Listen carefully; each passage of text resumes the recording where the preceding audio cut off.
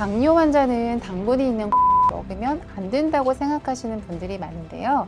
사실은 올바르게 섭취하면 여러 가지 건강상의 이점을 줄 수가 있고 당뇨 관리에 오히려 더 큰 도움이 될 수가 있습니다. 다만 중요한 점은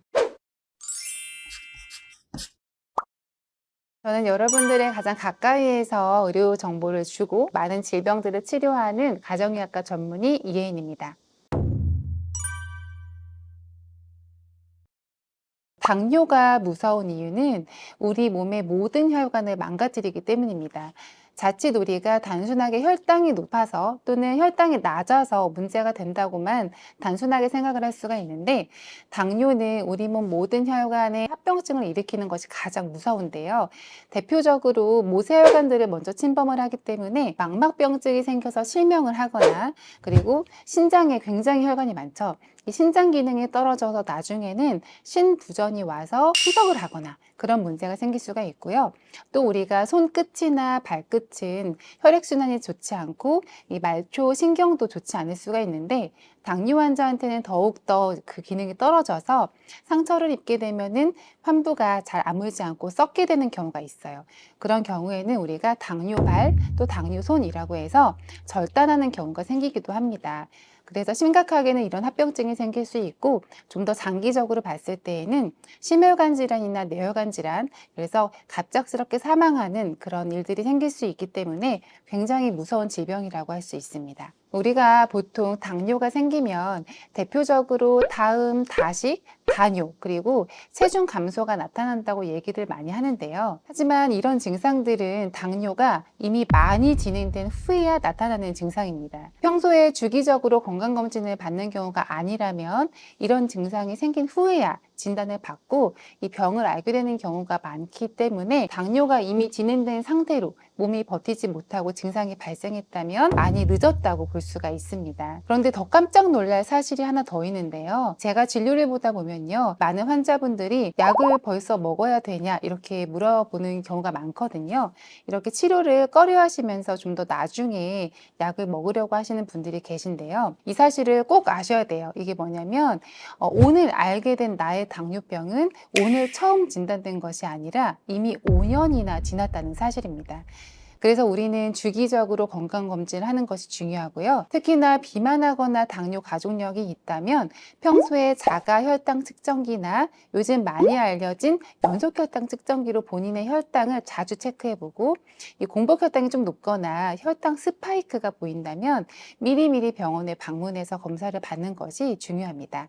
미리미리 치료하고 예방하는 게 요즘 이 건강관리의 트렌드잖아요. 이 당뇨도 마찬가지입니다. 이 초기부터 빨리 조치를 취하면 내 췌장을 온전히 기능을 살리면서 다시 회복할 기회가 있거든요. 하지만 이미 증상이 생겨서 가면 췌장 기능도 어느 정도 손상이 된 후이기 때문에 더 주의 깊은 관리가 필요하게 됩니다.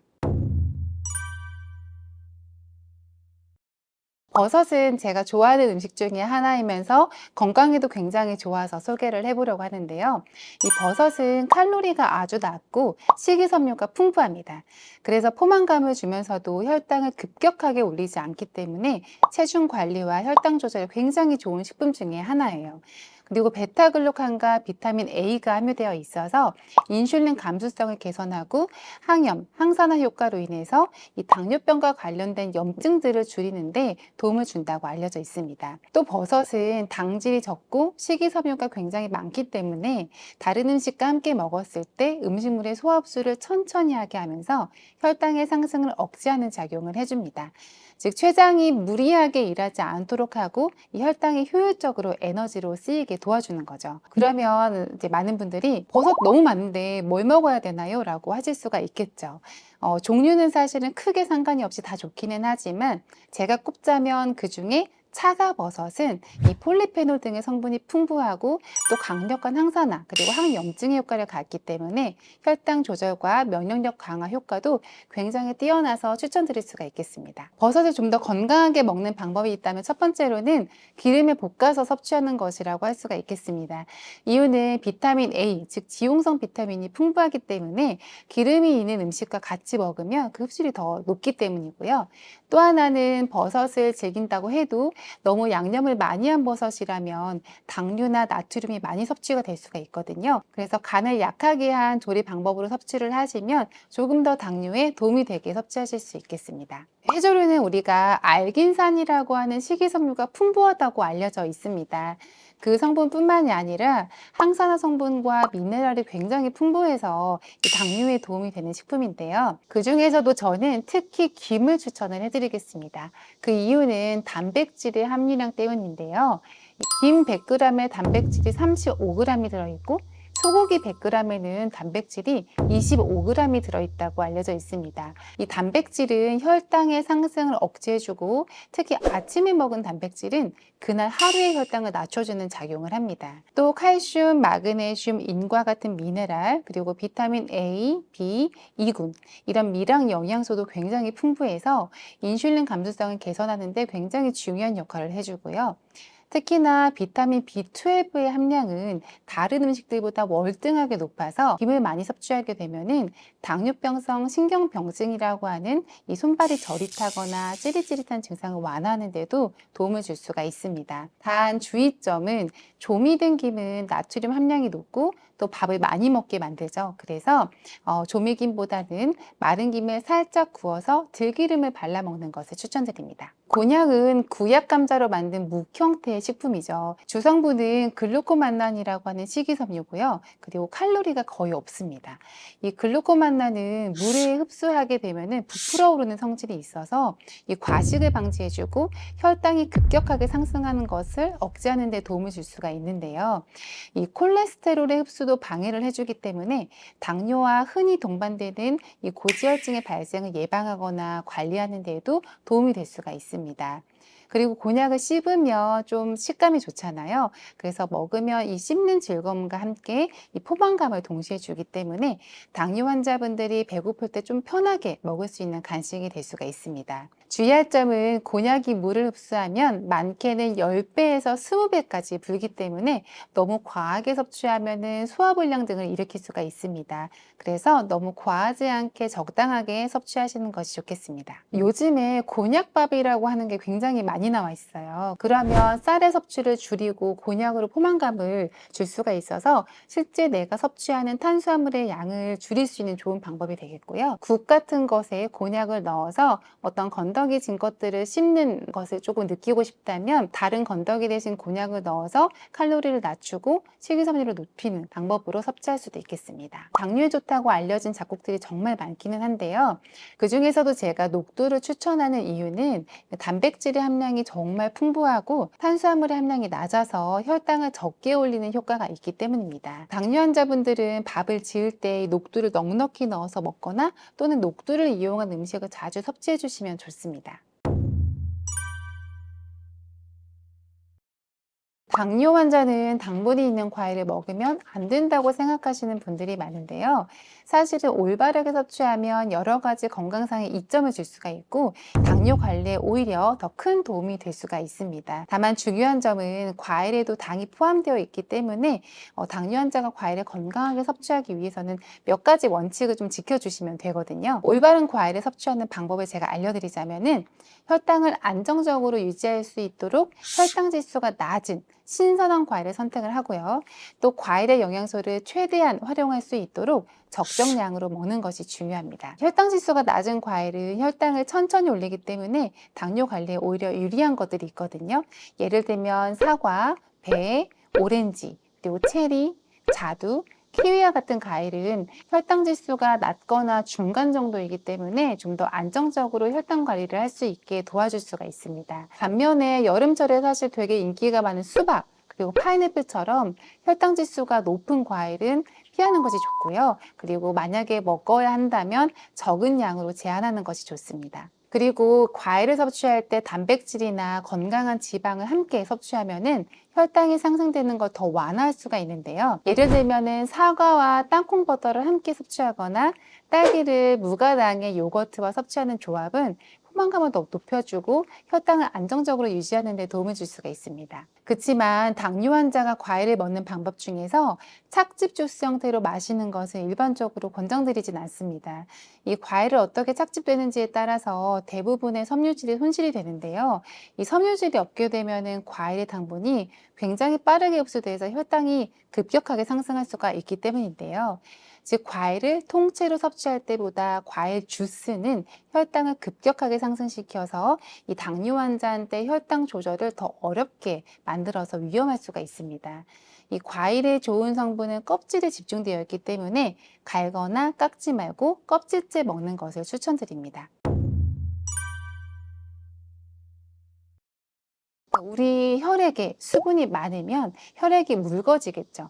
그렇게 되면 혈당이 더 낮아지게 되는데요. 반대로 수분이 부족하게 되면은 혈액이 끈적해지면서 혈당이 높아지게 되는 거예요. 수분 부족은 당뇨 환자한테 혈당을 높일 수 있는 굉장히 중요한 요인 중에 하나입니다. 또 탈수 상태에서는 간이 더 많은 포도당을 분비하게 되기 때문에 혈당이 더 상승할 수가 있게 되고, 또 당뇨 환자는 소변을 자주 보게 되는데 그래서 수분이 더 부족해지기가 쉽습니다. 이 충분한 양의 물을 자주 마셔주는 게 굉장히 중요한데요. 하지만 주의할 점은 우리 몸에 막 부었다 할 정도로 많이 마시거나 한꺼번에 많은 양을 억지로 마시지 않는 것이 좋습니다. 하루에 물을 한 컵씩 여러 번 드시고 총 2리터 이내로 드시는 게 가장 적당하고요. 그리고 저녁 식후에 물을 마시게 되면은 소변 때문에 수면의 질이 나빠질 수가 있게 되겠죠. 이 수면의 질이 나빠지면은 혈당을 높이는 주요 원인이 되기 때문에 자기 3시간 전에는 물을 드시지 않는 것을 추천합니다. 일반적으로 인공감미료는 칼로리와 탄수화물이 거의 없거나 혈당에 직접적인 영향을 미치지 않도록 설계된 제품인데요. 하지만 이런 제품들이 당뇨 환자에게 아주 무해한 것은 아닙니다. 제로 설탕 음료를 과도하게 섭취하게 되면 이 다른 첨가물의 과잉 섭취로 인해서 인체 내 전해질의 불균형, 그리고 뼈 건강의 악화 등의 위험이 증가할 수가 있고요. 일부 연구에서는 이 인공감미료가 이 장내 미생물의 군집에 변화를 일으킬 수 있다는 점을 지적하고 있습니다. 장내 미생물의 변화는 인슐린 저항성에 영향을 미칠 수가 있고요. 이 때문에 혈당 조절을 더 어렵게 만들 수가 있습니다. 특히나 인공감미료는 이 장내 환경에 나쁜 영향을 미칠 수가 있다고 보고된 바도 있기 때문에 혈당에 더 안 좋은 영향을 미칠 수 있는 다른 탄수화물이나 첨가물이 포함된 것은 없는지 반드시 라벨을 잘 읽고 주의 깊게 선택하는 것이 중요합니다. 아침 식사를 거르는 분이 정말 많으신데요. 아침 식사는 혈당을 안정적으로 유지하고 신진대사를 활성화시켜주고요. 하루에 에너지를 공급하는 데 굉장히 중요합니다. 하지만 아침 식사를 거르게 되면은 공복 상태가 길어져서 글루카곤과 콜티졸의 분비가 많아지게 되는데요.